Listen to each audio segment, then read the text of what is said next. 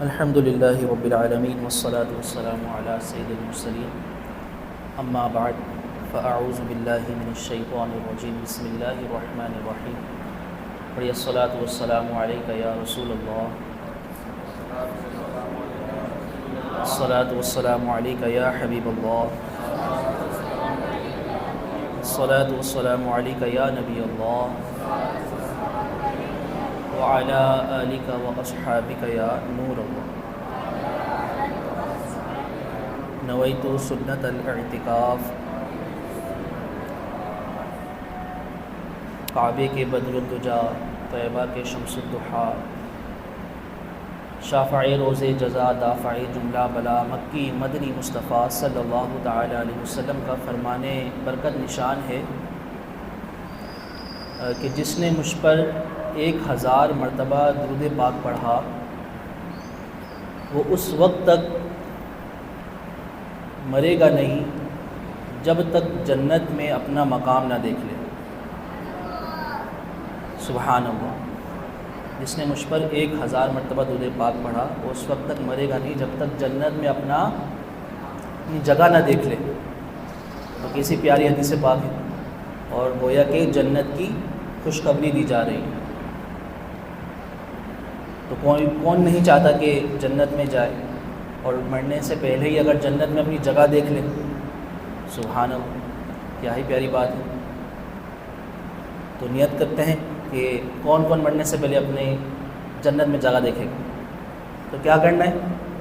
1000 بار درود پاک، کوئی مشکل نہیں، ہم تو روزانہ پڑھ سکتے ہیں۔ ہر نماز میں 200 بار، نماز میں ٹائم ہوتا ہی ہے، ہر نماز میں، نماز جماعت سے پہلے پڑھ لیں، جماعت کے بعد پڑھ لیں، صلی اللہ علی محمد 200 بار۔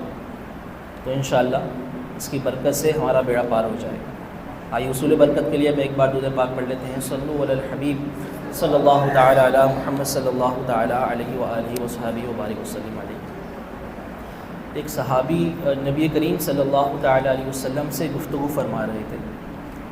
اتنے میں نبی کریم صلی اللہ علیہ وسلم کے پاس وحی آئی اور فرمایا گیا کہ یہ جو صحابی آپ سے گفتگو فرما رہے ہیں ان کی دنیا سے رخصت کا وقت قریب ہو چکا ہے، یعنی کچھ ہی لمحوں میں یہ دنیا سے رخصت ہو جائیں گے، یعنی انتقال کر جائیں گے۔ فرمایا جاتا ہے کہ وہ جو وقت تھا وہ عصر کا وقت تھا۔ تو نبی کریم صلی اللہ تعالیٰ علیہ وسلم نے ان صحابی سے فرمایا کہ مجھے وحی آئی اور ایسا ہے کہ کچھ ہی لمحوں بعد تم دنیا سے رخصت ہو جاؤ۔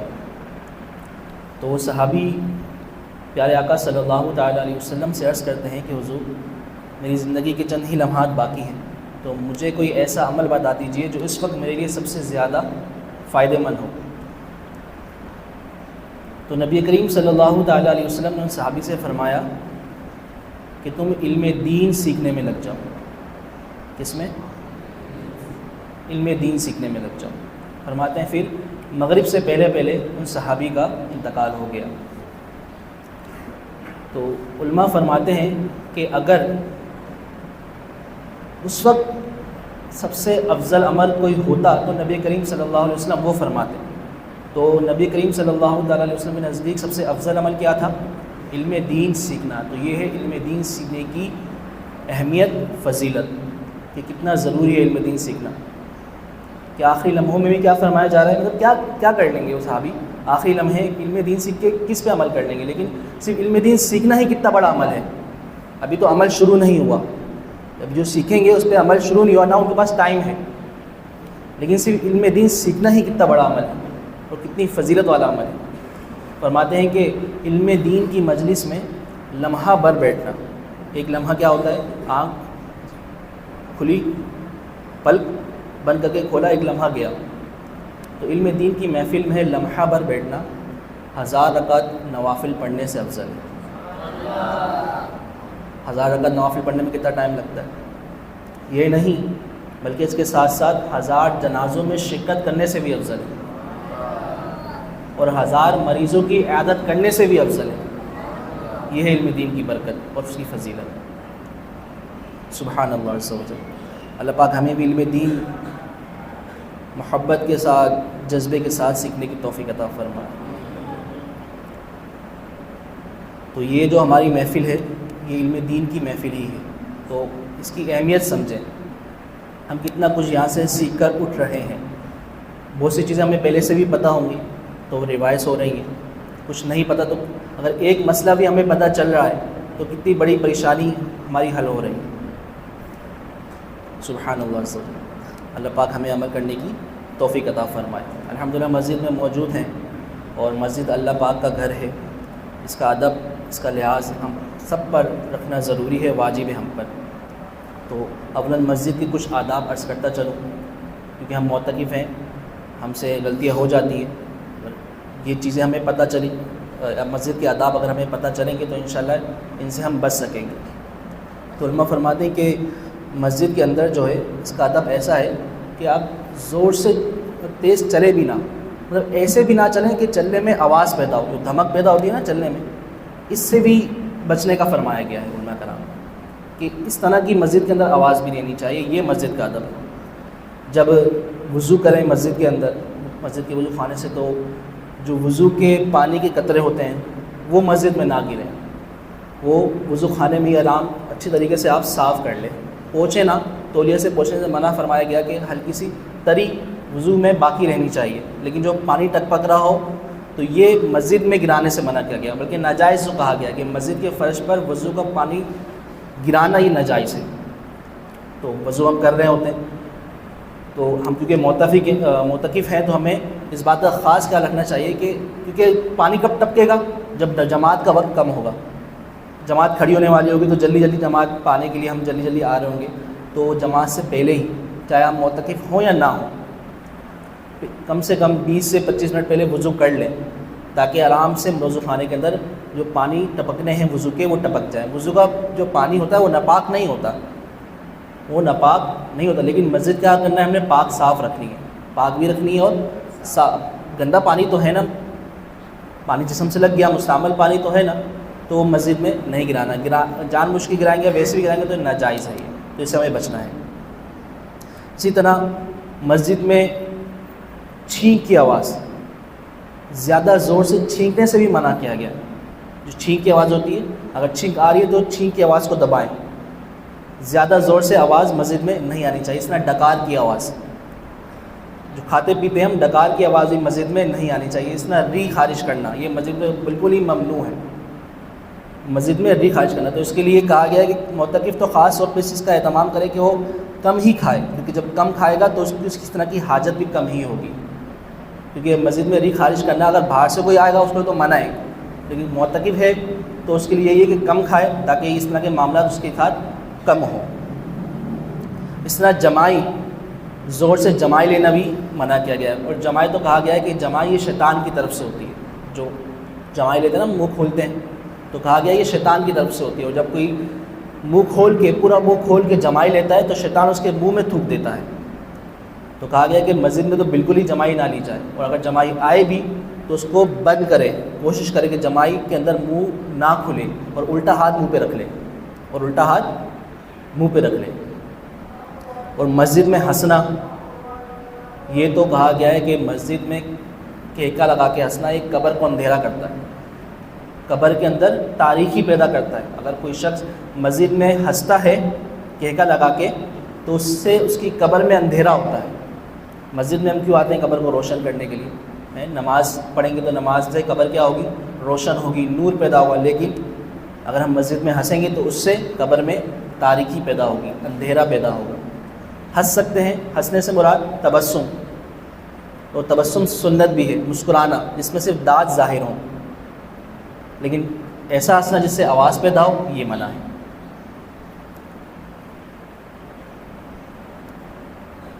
مسجد میں کوئی ایسی چیز کھانا یا کھا کے جانا جس سے بدبو پیدا ہو، یہ تو حرام ہے، کہ اگر کسی شخص کے منہ سے بدبو آ رہی ہو تو اس کو منع ہے کہ وہ مسجد میں نہ آئے، جماعت سے بھی نماز نہ پڑھے، جماعت جبکہ کتنی تاکید کی جاتی ہے جماعت سے نماز پڑھنے کی، لیکن اگر کسی شخص کے منہ سے بدبو آ رہی ہو تو اس کو منع کہ مسجد میں نہ آئے، جماعت سے بھی نماز نہ پڑھے، کیوں؟ کیونکہ اس سے دوسرے نمازی کو تکلیف ہوگی، اس سے فرشتوں کو بھی تکلیف ہوتی، تو جو مسجد کے اندر ہی ہے تو ہمیں چاہیے کہ ہم کھانے کے اندر احتیاط برتیں، ایسی چیزیں ہم نہ کھائیں جس سے منہ میں بدبو پیدا ہو، جیسے کچی پیاز ہو گئی، کچا لہسن ہو گیا، اس سے کیا ہوتا ہے منہ میں بدبو پیدا ہوتی ہے۔ اگر باہر سے کچھ کچی پیاز کچا لہسن کھایا ہے تو اچھی طرح سے منہ صاف کریں کہ اس کی بدبو ختم ہو جائے۔ اسی طرح اگر کسی کو کوئی مرض ہے جس سے بدبو آتی ہے تو اس کو بھی منع کیا گیا ہے کہ وہ بھی مسجد میں نہ آئے۔ اسی طرح کسی کو ٹائم ہو گیا نہائے ہوئے اور اس پسینے سے اس کے جسم کے اندر بدبو آنے لگ گئی ہے تو اس کو بھی منع کیا گیا ہے کہ جس کے پسینے میں زیادہ بدبو ہو تو یا تو نہا کے آئے، اگر بدبو آ رہی ہے تو وہی مسجد میں نہ آئے۔ کیوں؟ کیونکہ اس سے بھی دوسرے نمازی کو تکلیف ہوگی۔ تو یہ ہے مسجد کے آداب۔ تو میں نے سوچا کہ یہ ہمیں جاننا ضروری ہے، کیونکہ ہم خاص کر مسجد کے اندر اب 10 دن تک موجود ہیں، چاہے مسجد میں معتکف ہوں یا نہ ہوں، ان باتوں کا تو ہمیں ہر وقت خیال رکھنا ہی ہے۔ تو ان باتوں کا خیال رکھیں۔ اللہ تعالیٰ سے دعائیں کرنے جو چیزیں سنی ہیں مسجد کے حوالے سے ہمیں اس پہ عمل کرنے کی توفیق عطا فرمائے، مسجد کا ادب کرنے کی توفیق عطا فرمائے کہ جتنا ادب کریں گے اتنی ہی برکتیں حاصل ہوں گی، جتنا ادب کریں گے اتنی ہی برکتیں حاصل ہوں گی۔ اللہ تعالیٰ عمل کی توفیق عطا فرمائے، آمین۔ الحمدللہ عز و جل فرائض علوم کا سلسلہ سیکھنے کا سلسلہ جاری و ساری ہے، اور کافی باتیں کافی مسائل ہم طہارت کے متعلق سن چکے ہیں۔ بس کپڑے پاک کرنے کا طریقہ آج ہمارا موضوع ہے کہ کپڑے اگر ناپاک ہو جائے تو اس کو کس طرح پاک کریں گے، پھر نماز کی جو بقیہ شرائط ہیں ان کو ہم انشاءاللہ مختصر وقت کے اندر کور کرنے کی کوشش کریں گے۔ کپڑے پاک کرنے کا طریقہ بہت ہی آسان ہے۔ اگر کسی شخص کے کپڑے ناپاک ہو جائے یا کپڑوں کے اوپر کوئی ناپاکی لگ جائے تو اس کو پاک کس طرح کریں گے، تو اس کے 2-3 طریقے ہیں۔ تو ایک طریقہ تو یہ ہے کہ فار ایگزامپل آپ کے اگر کسی کپڑے کے اوپر ناپاکی لگ گئی، جیسے کہ اگر میں اپنا رومال کی مثال دوں، اگر میرے رومال جو ہے وہ ناپاک ہو جاتا ہے، اگر میرا رومال جو ہے وہ ناپاک ہو جاتا ہے تو آسان طریقہ نلکا کھولیں گے اور وہ کپڑے کو اس نلکے کے نیچے رکھیں گے، اچھے طریقے سے دھوئیں گے، غالب گمان آ جائے کہ پانی ناپاکی کو بہا کے لے گیا ہے تو کپڑا پاک ہو گیا۔ اچھا، اگر ایسی ناپاکی لگی ہے جو دکھ رہی ہے، ایسی ناپاکی لگی ہوئی ہے کہ جو دکھ رہی ہے، جیسے اگر بچے کے کپڑے ہوتے ہیں اس پہ پوٹی وغیرہ لگ جاتی ہے، یا آپ کے کپڑوں پہ اس نے پوٹی کر دی تو وہ پوٹی دکھ رہی ہوتی ہے، ٹھیک ہے، تو جب تک وہ زائل نہیں ہوگی، جب تک وہ زائل نہیں ہوگی وہ پاک نہیں ہوگی۔ اس کو اچھے طریقے سے رگڑ کے جیسے بھی کر کے ہم نے اس کو دھونا ہے، نلکے کے نیچے پانی بہہ جائے اور دکھ جائے کہ اب اس پر کوئی اثر اس کا باقی نہیں، ناپاکی کا اثر باقی نہیں، تو پاک ہو گئی۔ ہاں، کوئی ایسی نجاست جو دکھ نہیں رہی، جیسے پیشاب یا پیشاب کے قطرے، اس وقت تو دکھ رہے تھے، بعد میں سوکھ گئے، اب دکھ نہیں رہے، لیکن پتہ تھا اس جگہ پہ پیشاب کے قطرے یا پیشاب لگا ہوا تھا، بچے نے پیشاب کر دیا تھا، تو اب دکھ نہیں رہی، تو اس کا یہی ہے کہ غالب گمان آ جائے کہ پانی جو ہے اس کو بہا کے لے گیا ہوگا، تو وہ کپڑا پاک ہو گیا۔ یہ تو تھا مسئلہ ہمارے پاس پانی موجود ہے۔ اگر پانی ہمارے پاس کم ہے تو پھر کیا کریں گے؟ تو اس کا یہ کہا گیا ہے کہ کپڑا ہے، اگر ایسی ناپاکی ہے جو دکھ نہیں رہی، اگر ایسی ناپاکی ہے جو دکھ رہی ہے تو اس کو یہی مسئلہ، اس کو تو پاک کریں گے جب تک وہ نجاست صاف نہ ہو جائے۔ اگر کوئی ایسی ناپاکی ہے جو دکھ نہیں رہی تو اس پہ اس کو پانی ڈالیں گے ایک مرتبہ اس نجاست پہ، اس کو اچھے سے نچوڑیں گے، اتنا نچوڑیں گے کہ اب ایک قطرہ بھی باقی نہیں رہا۔ ایک مرتبہ ہو گیا، دوسری مرتبہ دوبارہ پانی ڈالیں گے، پھر اچھے سے نچوڑیں گے، اتنی مرتبہ نچوڑیں گے یا اتنی جان سے نچوڑیں گے کہ ایک قطرہ بھی اب نہیں ٹپک رہا۔ 2 مرتبہ ہو گیا، تیسری مرتبہ دوبارہ پانی ڈالیں گے، مگے وغیرہ سے ڈال دیں، پھر اس کو اچھے طریقے سے نچوڑیں گے، اتنی مرتبہ نچوڑیں گے کہ ایک قطرہ بھی پانی اب نہیں ٹپک رہا، تو وہ کپڑا پاک ہو گیا۔ اگر پانی کم ہے تو، اگر زیادہ ہے تو وہ سمپل نلکے کے نیچے رکھ لیں اور غالب گمان آ جائے کہ ناپاکی کو پانی بہا کے لے گیا ہے۔ اچھا، اب جیسے کہ میں نے تو نچوڑا، میرے اندر تھوڑی طاقت ہے، میں نے اچھے سے نچوڑا، ٹھیک ہے، اب جیسے اگر کوئی پتلا سوکھا سا ہے وہ اگر نچوڑتا ہے، اس نے 3 مرتبہ نچوڑا اور فل اپنی جان سے نچوڑا، اس میں سے اب ایک کوئی قطرہ باقی نہیں ٹپک رہا، وہی کپڑا اس نے مجھے دیا، میں نے نچوڑا، 2-3 قطرے ٹپک گئے۔ اب اس نے جو نچوڑا تھا 3 مرتبہ تو اس کے لیے وہ پاک ہو گیا، کیونکہ اس نے اپنی جان سے اپنے لیے کپڑا پاک کر لیا، لیکن میرے لیے میری جان کے مطابق نچوڑنا ضروری تھا، تو اب جب میں نے نچوڑوں گا 3 مرتبہ تو پھر یہ میرے لیے پاک ہوگا، ٹھیک ہے۔ تو یہ پانی کم ہو اس کا مسئلہ۔ اچھا، ایک اور یہ مسئلہ اور ایک آسان طریقہ بھی ہے جس سے ہمارے گھروں کے اندر ہوتا ہے. ہمیں اس چیز کی احتیاط کرنی چاہیے ویسے کہ اگر ہمارے کپڑے ناپاک ہو جائیں، رات کو سوتے ہوئے اگر ناپاک ہو جائیں تو ہمیں معلوم ہوتا ہے کہ ہمارے کپڑے ناپاک ہیں. تو ہمیں چاہیے کہ جب ہم نہانے جا رہے ہیں، جب ہم غسل کرنے جا رہے ہیں تو اپنے کپڑوں کو بھی ہاتھوں ہاتھ پاک کر لیں. ان کو گندے کپڑوں میں نہ رکھیں کیونکہ گھر والوں کو نہیں پتہ کہ کپڑے پاک ہیں ناپاک ہیں. اور گھر والوں نے اگر کپڑے اٹھا کے واشنگ مشین میں یا بالٹی میں سارے ڈال دیے تو یاد رکھیں اگر ایک بالٹی کے اندر پانی ہے، اس میں اگر پیشاب کا ایک قطرہ بھی اگر چلا گیا بالٹی کے اندر تو پورے پانی کو ناپاک کر دے گا. تو اگر کپڑے آپ کے ناپاک ہیں، اس میں ناپاکی لگی ہوئی ہے، اگر گھر والوں نے وہ بالٹی میں پانی ڈال دیا، واشنگ مشین میں پانی ڈال دیا تو پورے پانی کو ناپاک کر دے گا. جب وہ پورے پانی کو ناپاک کر دے گا تو اور جو کپڑے ہوں گے وہ بھی کیا ہو جائیں گے؟ ناپاک ہو جائیں گے. تو جب ناپاک کپڑے پہن کے نماز بھی نہیں پڑھ سکتے تو ہم نے اپنی نماز تو ضائع کری، ساتھ میں گھر والوں کی نمازیں بھی ضائع کری. پھر شرم کے مارے بتا بھی نہیں سکتے، شرم بھی آتی ہے ہمیں اس باتیں بتانے میں. تو احتیاط یہی ہے کہ اگر ہمیں پتہ ہے ہم نے اپنے کپڑے ناپاک ہو گئے ہم سے تو ہم خود ہی ان کپڑوں کو پاک کر لیں. پاک کرنے کا طریقہ میں نے آپ کو بتا دیا ہے، ایزی ہے، تاکہ اگر گھر والے کپڑے دھوئیں تو کوئی مسئلہ نہ ہو.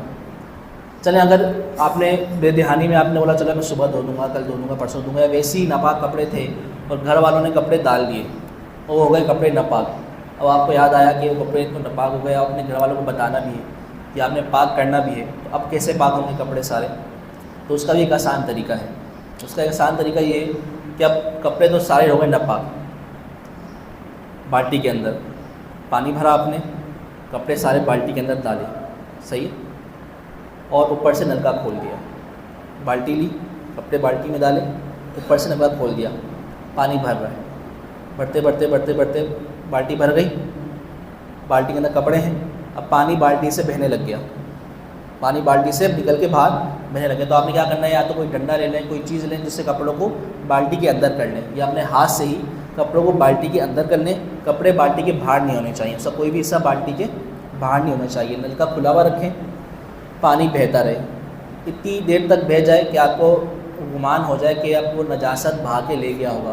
پانی جو بہہ رہا ہے وہ نجاست بہا کے لے گیا ہوگا، تو اب وہ کپڑے بھی پاک ہو جائیں گے، وہ پانی بھی پاک ہو جائے گا، آپ کا ہاتھ ڈلا ہوا ہے وہ بھی پاک ہو جائے گا. یہ ایک بہت ہی آسان طریقہ کہ پانی سے بالٹی کو بھر دیں گے، کپڑوں کو پانی کے اندر ڈالیں گے، نلکا کھول دیں گے، یا موٹر ہے تو پائپ ڈال دیں گے اور پانی بہتا رہے گا اتنی دیر تک بہے کہ آپ کو غالب گمان ہو جائے کہ نجاست کو پانی بہا کے لے گیا ہے. تو کپڑے بھی پاک، پانی بھی پاک، آپ کا ہاتھ بھی پاک، بالٹی بھی پاک. ہاں اگر کوئی ایسی نجاست ڈلی ہے جو دکھ رہی ہے، جو نجاست دکھ رہی ہے، تو جب تک وہ نجاست صاف نہیں ہوگی تب تک کپڑے، پانی، بالٹی پاک نہیں ہوگی. یہ اس وقت ہے کہ نجاست دکھ نہیں رہی، جیسے پیشاب کے کپڑے تھے اور دکھ نہیں رہے تھے، سوکھ گئے، تو اب تک غالب گمان ہو جائے کہ پانی بہا کے لے گیا ہوگا تو وہ پاک ہے. لیکن اگر کوئی نجاست دکھ رہی ہے تو پہلے اس نجاست کو صاف کریں گے، اس نجاست کو صاف کریں گے کہ وہ نجاست پانی نجاست کو بہا کے لے جائے، اس صورت میں کپڑے پاک ہوں گے.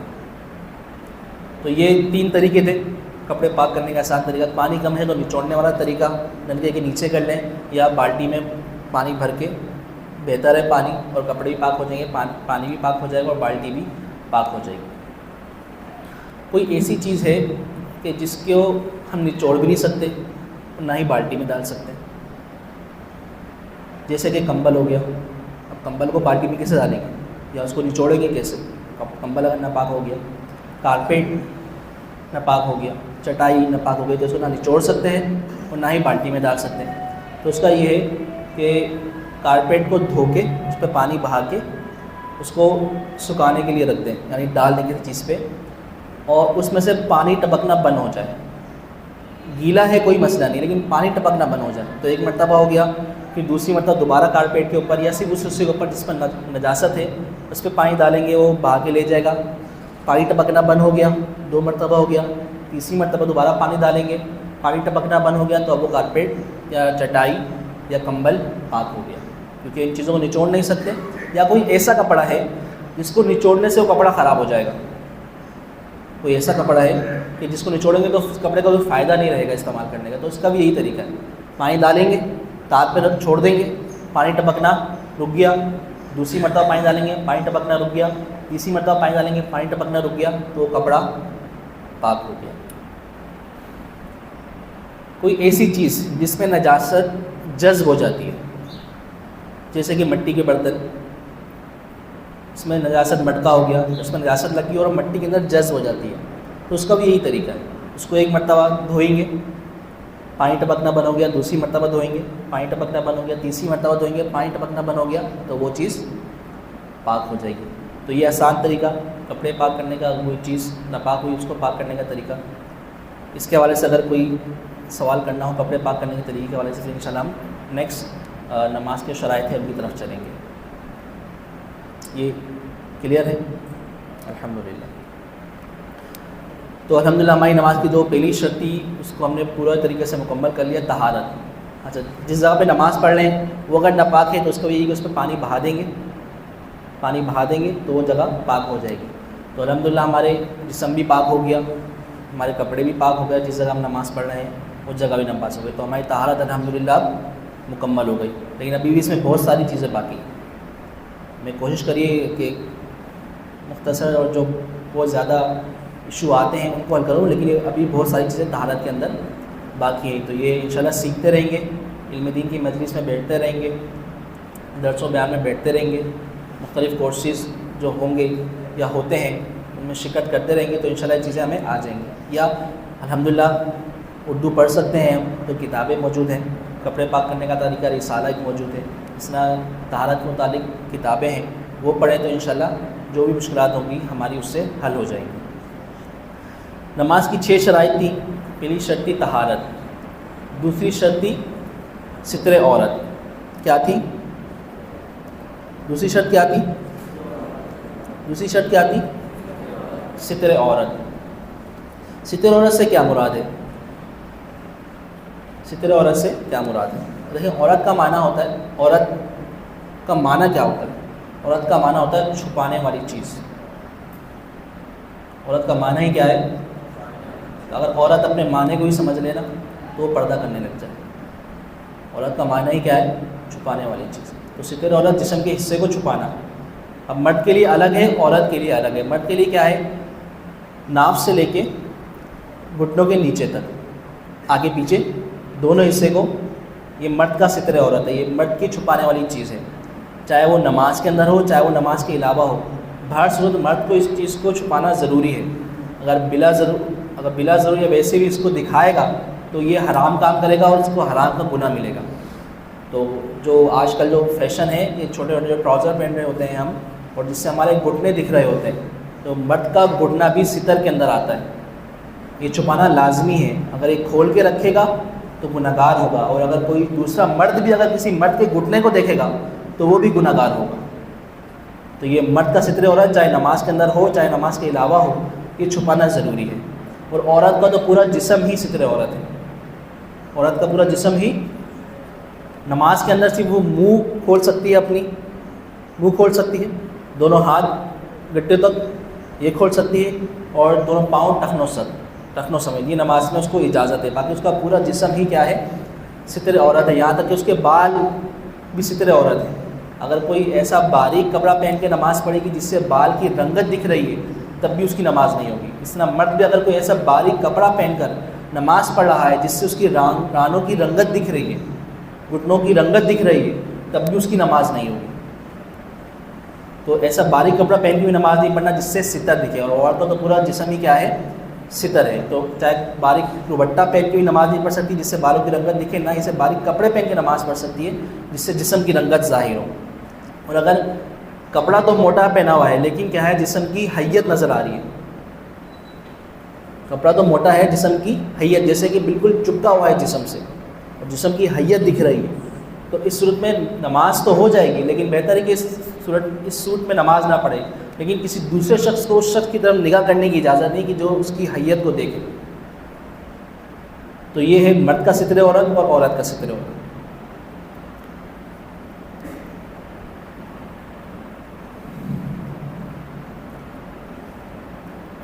نماز کی پہلی شرط طہارت، دوسری ستر عورت، تیسرا ہے استقبال قبلہ۔ استقبال قبلہ یعنی قبلے کی طرف رخ کرنا، قبلے کی طرف رخ کرنا۔ قبلے کی طرف رخ کر کے کوئی نماز پڑھتا ہے تو اس کی شرط مکمل ہو جائے گی، نماز ہو جائے گی۔ اگر کوئی ایسی جگہ پر ہے جس کو نہیں پتہ کہ قبلہ کہاں ہے تو کسی ایسے شخص کو پوچھے ڈھونڈے، کسی مسلمان کو ڈھونڈے کہ بھائی جو بتا دے قبلہ کہاں ہے، لیکن پھر بھی کوئی شخص نہیں ملتا تو پھر اس کے لیے حکم ہے کہ وہ تحری کرے گا، یعنی سوچے گا، اپنا غالب گمان کرے گا یار قبلہ کس طرف ہونا چاہیے. جیسے پاک و ہند کے اندر اکثر یہ ہوتا ہے کہ جہاں پہ سورج ڈوب ہو رہا ہوتا ہے اس طرف قبلہ ہوتا ہے، تو اب گمان کرے یار میں قبلہ کس طرف ہوگا. اگر اس کو لگتا ہے کہ قبلہ اس طرف ہوگا تو پھر وہ اس طرف کر کے نماز پڑھ لے، اس کی نماز ہو جائے گی. نماز پڑھنے کے بعد میں کسی نے بتایا، پتہ چلا کہ بھائی قبلہ تو اس طرف تھا، تو نے الٹی طرف نماز پڑھ لی تو اس کی نماز ہو جائے گی. ٹھیک ہے. ہاں، ہر شخص اپنی تحری خود ہی کرے گا. 3-4 لوگ تھے ایک جگہ پہ جا رہے تھے، اب پتہ نہیں قبلہ کہاں ہے، پتہ نہیں قبلہ کہاں ہے. اب ہر شخص اپنی تحری کرے گا، اپنی سوچ و بچار کرے گا. کوئی شخص بولتا ہے یار مجھے ادھر لگتا ہے قبلہ ہونا چاہیے، کوئی بولتا ہے مجھے ادھر لگتا ہے قبلہ ہونا چاہیے، کوئی بولتا ہے مجھے ادھر لگتا ہے قبلہ ہونا چاہیے. تو ہر کوئی اپنی سوچ کے مطابق نماز پڑھ لے، سب کی نماز ہو جائے گی. ٹھیک ہے. ہاں، اگر کوئی ایک شخص کے اوپر اپنا امام بنا لے کہ بھائی یہ امام ہے، اب یہ جو تحری کرے گا، یہ جہاں پہ قبلہ متعین کرے وہی ہے، تو ایسا نہیں ہوگا. ہر شخص اپنے لیے الگ تحری، اپنی سوچ و بچار کرے گا. قبلہ جو ہے ہمارا، اگر اس سے 45 ڈگری سینٹی گریڈ تک انسان مسلمان جو ہے وہ موو کر سکتا ہے. یعنی فار ایگزامپل بالکل سیدھ میں ہے، سیدھ میں قبلہ ہے، اور تھوڑا سا کراس کریں گے تو یہ 45، اور بالکل سیدھے ہاتھ پہ جائیں گے تو یہ 90. میں آپ کو بتاؤں، جیسے بالکل سیدھ میں نا، تو یہ جو میتھ کے حساب سے یہ پورا ایک ایسا، یہ پورا 90 کا اینگل بنتا ہے، پورا 90 کا اینگل. اور یہ پورا 145 کا اینگل بنتا ہے. پورا یہاں سے ایسے کریں گے نا، یہاں سے لے کے پورا یہاں سے گھماتے ہوئے لے جائیں تو گول دائرہ جو ہے یہ 145 کا اینگل کہلاتا ہے. ٹھیک ہے. تو بالکل یہ سیدھا ہاف کریں گے تو یہ 90 کا اینگل بنتا ہے. تو اس میں ہاف جو کریں گے 90 کو، یہ 45 کا اینگل بنے گا.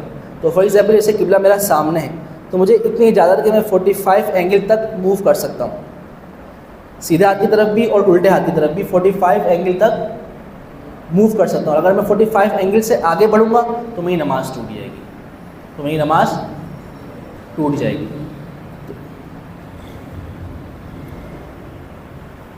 جان بوجھ کر اگر قبلے سے پھرے گا تو نماز ٹوٹ جائے گی. ٹھیک ہے. جان بوجھ کر نماز پڑھ رہا ہے اور نماز پڑھتے کے دوران قبلے سے جان بوجھ کر اگر پھرتا ہے تو نماز اسی وقت ٹوٹ جائے گی. اور اگر جان بوجھ کر نہیں ویسی پھیر دیا قبلے سے منہ، تو 3 بار سبحان اللہ کہنے کی مقدار اگر واپس آ جاتا ہے تو نماز میں ہے. اگر اتنی دیر کر دی کہ 3 بار سبحان اللہ، جیسے کہ سبحان اللہ سبحان اللہ سبحان اللہ، 3 سیکنڈ 3.5 سیکنڈ لگے، اتنی مقدار میں اگر واپس آ جاتا ہے تو نماز باقی ہے. اگر پھر بھی اتنی مقدار میں باقی واپس نہیں آتا قبلے کی طرف، اگر بھول کر قبلے سے پھرا ہے تو پھر نماز ٹوٹ جائے گی. اور صرف چہرہ پھیرا، جسم قبلے کی طرف ہے، صرف چہرہ پھیرتا ہے تو یہ مکروہ تحریمی ہے. تو یہ مکروہ تحریمی نماز دوبارہ پڑھنی پڑے گی. ہو جائے گی نماز لیکن واجب الاعادہ ہوگی. اور صرف نظروں کو پھیرتا ہے، نظروں سے دیکھ رہا ہے سب جگہ کو، تو یہ مکروہ تنزیہی ہے، ثواب میں کمی آ جائے گی. تو نماز کی پہلی شرط طہارت، دوسری تیسری استقبال قبلہ، چوتھی وقت. نماز کی چوتھی شرط ہے وقت، یعنی جو نماز پڑھ رہے ہیں اس نماز کا وقت ہونا ضروری ہے. ظہر کی نماز پڑھ رہے ہیں تو ظہر کا وقت ہونا ضروری ہے. عصر کی نماز پڑھ رہے ہیں، عصر کا وقت ہونا ضروری ہے. ظہر کی نماز پڑھ رہے ہیں، ظہر کے وقت میں نماز پڑھیں گے تو وہ نماز ادا کہلائے گی. کیا کہلائے گی؟ اگر نماز کا ٹائم نکل گیا تو اب وہ نماز کیا ہو جائے گی؟ قضا ہو جائے گی. اور ایک ہوتا ہے اعادہ، جیسے میں بولتا ہوں واجب الاعادہ، واجب الاعادہ. اعادہ مطلب نماز کو لوٹانا، یعنی نماز تو ہو جائے گی لیکن نماز میں کوئی کمی ہو گئی، اب اس کمی کو پورا کرنے کے لیے نماز کا اعادہ کرنا پڑتا ہے. تو اس کو کہتے ہیں اعادہ، یعنی دوبارہ لوٹانا. تو یہ چوتھی وقت، یہ کون سی شرط تھی؟ پہلی کیا تھی؟ دوسری، تیسری، چوتھی وقت. پانچویں ہے نیت، یعنی جو نماز پڑھ رہے ہیں اس نماز کی نیت ہونا ضروری ہے. فجر کی نماز پڑھ رہے ہیں تو فجر کی نیت ہونا ضروری ہے. عشاء کی نماز پڑھ رہے ہیں تو عشاء کی نیت ہونا ضروری ہے. وطر کی نماز پڑھ رہے ہیں تو وطر کی نیت ہونا ضروری ہے. نماز کی آخری شرط تکبیر تحریمہ. یہ نماز کی آخری شرط بھی ہے اور نماز کا پہلا فرض بھی ہے. نماز کے 6 شرائط ہیں اور نماز کے 7 فرائض ہیں. تو تکبیر تحریمہ نماز کی 6ٹھی شرط بھی ہے اور 7واں فرض بھی ہے. اس کو دونوں میں کیوں رکھا؟ جہاں تک سمجھ میں آتا ہے کیونکہ یہ تکبیر تحریمہ نماز کے اندر کرنے والی ہے. شرائط جو ہوتی ہیں وہ نماز سے باہر ہوتی ہیں اور فرائض جو ہوتے ہیں وہ نماز کے. جو تکبیر تحریمہ ہے نا، یہ نماز کے باہر سے ہمیں نماز میں اندر کریے. تو یہ شرائط میں بھی اس کو رکھا گیا اور فرائض میں بھی رکھا گیا. تکبیر تحریمہ وہ تکبیر جو حرام کر دے، تکبیر حرام کر دے. کیا؟ وہ عمل جو نماز سے باہر تھے وہ نماز کے اندر حرام ہو جائیں گے. جیسے نماز کے باہر بات کرنا کیا تھی؟ جائز، اور نماز کے اندر بات کرنا حرام ہو گیا. مطلب حرام سے مراد یہ ہے کہ اب بات کرے گا تو نماز ٹوٹ جائے گی. سلام کر سکتا تھا نماز کے باہر، نماز کے اندر سلام نہیں کر سکتا. نماز کے باہر کھا سکتا تھا، نماز کے اندر. یعنی تکبیر تحریمہ، اس تکبیر نے وہ چیزیں جو نماز کے باہر تھی حلال اور نماز کے اندر کیا کر دی؟ منع کر دی. تکبیر تحریمہ کے اندر لفظ اللہ اکبر کہنا یہ ضروری ہے، یہ واجب ہے. اللہ اکبر، اور اللہ اکبر درست کہنا. اللہ اکبر درست کہنا. جیسے کوئی اللہ اکبر بار کو کھیل دیتا ہے تو اس کی نماز شروع نہیں ہوگی. درست کہنا ہے. اللہ اکبر آ کو کھینچ دیا تو بھی نماز درست نہیں ہوگی. اللہ اکبر درست لفظ. اور تکبیر تحریمہ نماز کے وقت کے اندر کہنا. تکبیر تحریمہ نماز کے وقت کے، یعنی ظہر کا وقت چل رہا ہے، ہم سو گئے، اب اٹھے تو دیکھا کہ بھائی ٹائم تو بہت کم ہے، 10 منٹ ہے صرف، ظہر کا وقت ختم ہونے والا ہے، عصر وقت شروع ہو جائے گا، میری نماز قضا ہو جائے گی. اب وہ جلدی جلدی سے جاتا ہے، وضو کرتا ہے، اب دیکھتا ہے کہ بھائی کتنا ٹائم باقی ہے، دیکھتا ہے صرف 1 منٹ باقی ہے. اس کے بعد عصر کی نماز کا وقت شروع ہو جائے گا، نماز سے ظہر قضا ہو جائے گی. تو وہ اب 1 منٹ باقی ہے نا، تو اب وہ کہتا ہے اللہ اکبر ظہر کی نماز کی. تو اس کی عصر کی نماز اس کو مل گئی، ظہر کی نماز اس کو. تکبیر تحریمہ وقت کے اندر کہنا، جو نماز پڑھ رہا ہے اس نماز کے وقت کے صرف 3 نماز کے علاوہ، جمعے کی، عیدین کی اور فجر کی. جمعے کی، عیدین کی اور فجر کی، ان 3 نمازوں کے اندر سلام بھی وقت کے اندر پھیرنا ضروری ہے. ان 3 نمازوں کے اندر سلام، جو نماز سے فارغ ہوتے ہیں نا، السلام علیکم ورحمۃ اللہ، السلام علیکم ورحمۃ اللہ، یہ سلام بھی وقت کے اندر پھیرنا ضروری ہے. اگر کسی نے نماز تو شروع کر دی، فار ایگزامپل فجر کی نماز میں دیر سے اٹھا، اب نماز اس نے شروع کر دی، نماز پڑھ رہا تھا، پہلی رکعت ہو گئی، دوسری رکعت شروع ہو گئی، لیکن نماز کا وقت کیا ہو گیا؟ فجر کی نماز کا وقت ختم ہو گیا، تو اس کی نماز اب ٹوٹ گئی. اب اس کی نماز، وہ جب نماز مکروہ وقت ختم ہوگا تو اب وہ فجر کی نماز کی قضا کرے گا، کیونکہ فجر کی نماز کا سلام بھی وقت کے اندر پھیرنا ضروری تھا. اس طرح جمعے کی نماز کا وقت، کہ جمعے کی نماز کے وقت کے اندر، کیونکہ جمعہ جماعت سے ہوتا ہے، لیکن کسی کی جماعت ہی، کوئی جماعت سے نماز پڑھ رہا ہے اور جماعت ہی اتنی تاخیر ہو گئی کہ عصر کا وقت شروع ہو گیا، تو اب جمعے کی نماز سب کی گئی، اب وہ ظہر کی نماز پڑھیں گے.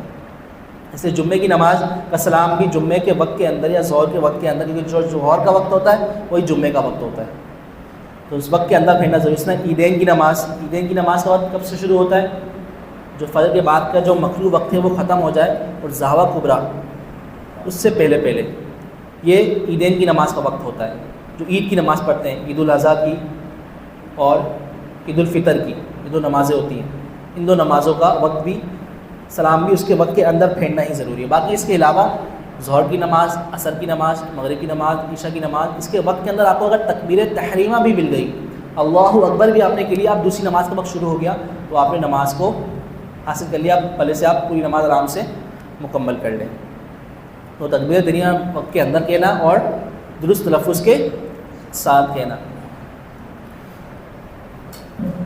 جماعت سے نماز پڑھ لیتے، ابھی امام صاحب نے اللہ اکبر نہیں کہا، ابھی امام صاحب نے تکبیر تحریمہ نہیں کی اور مقتدی نے پہلے ہی تکبیر تحریمہ کہہ دی، تو اس کی امام کے ساتھ نماز شروع نہیں ہوئی. جب جماعت سے نماز پڑھیں گے، جب امام اللہ اکبر کہہ لے گا اس کے بعد تکبیر تحریمہ کریں گے. اگر امام صاحب سے پہلے ہی تکبیر تحریمہ کہہ لی کسی مقتدی نے تو اس کی نماز شروع نہیں ہوگی. تو نماز کی آخری شرط تکبیر تحریمہ، اور نماز کا پہلا فرض تکبیر تحریمہ۔ تو الحمدللہ ہماری نماز کی شرائط مکمل ہو گئی، طہارت، ستر عورت، استقبال قبلہ، وقت، نیت، تکبیر تحریمہ۔ نماز کے 7 فرائض انشاءاللہ ہم شروع کریں گے۔ نماز کے 7 فرائض کے نام میں آپ کو بتاتا چلوں۔ نماز کا پہلا فرض تکبیر تحریمہ، دوسرا قیام، تیسرا قراءت، چوتھا رکوع، پانچواں سجود، چھٹا قاعدہ اخیرہ، ساتواں خروج بسنعہ۔ ٹھیک ہے، نماز کے 7 فرائض، ان کے معنی بتا دیتا ہوں، پھر انشاءاللہ اس کی تفصیل کوشش کریں گے انشاءاللہ کل اس کو کنٹینیو کریں۔ کل میرے صاحب آئیں گے کل،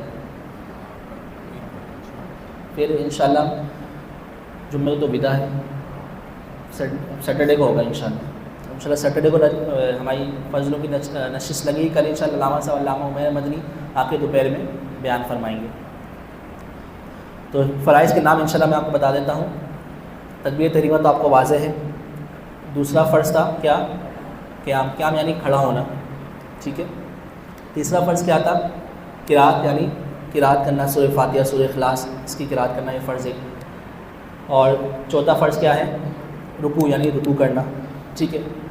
پانچواں فرض کیا ہے؟ سجود۔ میں سجدہ نہیں کہہ رہا، میں کیا کہہ رہا ہوں؟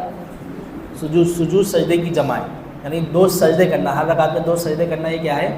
فرض ہے۔ سجدہ ایک، سجدے کی جمع سجود، تو 2 سجدے کرنا ہر رکعت کے اندر کیا ہے؟ یہ فرض ہے۔ تو یہ 5 ہو گئے۔ چھٹا کیا تھا؟ قاعدہ اخیرہ، یعنی جو نماز کے آخر میں ہم بیٹھتے نا تشہد پڑھنے کے لیے، التحیات پڑھنے کے لیے بیٹھتے نا، تو وہ جو بیٹھنے کو قاعدہ اخیرہ کہتے ہیں۔ نماز کی آخری رکعت کے اندر بیٹھنا یہ قاعدہ اخیرہ۔ 2 قاعدے ہوتے ہیں۔ اگر آپ 4 رکعت والی نماز پڑھ لیں، اگر آپ 3 رکعت والی نماز پڑھ رہے ہیں تو ان کے اندر 2 قاعدے ہوں گے۔ اگر آپ 2 رکعت والی نماز پڑھ رہے ہیں تو اس میں 1 قاعدہ ہوگا۔ اگر آپ 4 یا 3 رکعت والی نماز پڑھ رہے ہیں تو اس میں 2 قاعدے ہوں گے۔ دوسری رکعت میں جو بیٹھتے ہیں وہ قاعدہ اولا ہوتا ہے، پہلا قاعدہ، اور جو آخری رکعت میں بیٹھتے ہیں وہ قاعدہ آخرہ ہوتا ہے، اس لیے قاعدہ اخیرہ بولتے ہیں اس کو۔ قاعدہ اولا واجب ہوتا ہے اور قاعدہ اخیرہ کیا ہوتا ہے؟ فرض ہوتا ہے، ٹھیک ہے۔ تو چاہے 2 رکعت والی نماز پڑھ رہے ہوں، 4 رکعت والی نماز پڑھ رہے ہوں، 3 رکعت والی نماز پڑھ رہے ہوں، 6 رکعت والی نماز پڑھ رہے ہوں، 20 رکعت والی نماز پڑھ رہے ہوں۔ اب آپ بولو گے 20 رکعت والی کون سی نماز ہوتی ہے اور یہ 6 رکعت والی کون سی نماز ہوتی ہے؟ تو فار ایگزامپل جیسے نفل پڑھ رہے ہیں تو نفل میں اجازت ہوتی ہے کہ ایک سلام کے ساتھ آپ 6 رکعت پڑھ لیں۔ نیت بنائیں گے، نیت کرتا ہوں میں 6 رکعت نماز نفل کی، تو اب 6 رکعت بھی آپ ایک ساتھ پڑھ سکتے ہیں ایک سلام کے ساتھ۔ تو 6 رکعت والی نماز جب پڑھیں گے تو اس کا جو چھٹی رکعت کا جو قاعدہ ہوگا وہ قاعدہ اخیرہ ہوگا۔ اس میں جو پہلا قاعدہ ہو قاعدہ اولا، قاعدہ ثانیہ، دوسرا قاعدہ جو چوتھی رکعت میں بیٹھیں گے، اور آخری قاعدہ اخیرہ، ٹھیک ہے۔ شروع کے جو قاعدے ہوں گے وہ واجب ہوں گے اور آخری کا جو ہوگا وہ فرض ہوگا۔ 20 رکعت تراویح بھی آپ کو پتہ ہے ایک سلام کے ساتھ پڑھ سکتے ہیں، لیکن یہ منع ہے، یہ منع ہے۔ تو جو چھٹا فرض تھا نماز کا وہ قاعدہ کیا تھا؟ قاعدہ اخیرہ۔ اور 7واں جو فرض ہے وہ خروج بسنعہ، نکلنا کسی عمل کے ذریعے، یعنی عمل کیا؟ سلام، السلام علیکم ورحمۃ اللہ، السلام علیکم ورحمۃ اللہ۔ یہ نماز کا آخری فرض ہے۔ الحمدللہ ہماری نماز یہ مکمل ہو گئی۔ اب اس کی تفصیل، اس کے مسائل، اس کی احتیاطیں، نماز کے فرائض کی احتیاطیں انشاءاللہ یہ ہم کل کنٹینیو کریں گے انشاءاللہ عز و جل۔ اب تک جو ہم نے پڑھا اس میں اگر کسی کا کوئی سوال ہو، کچھ پوچھنا ہو یا کوئی مسئلہ سمجھ میں نہ آیا ہو تو وہ پوچھ سکتا ہے۔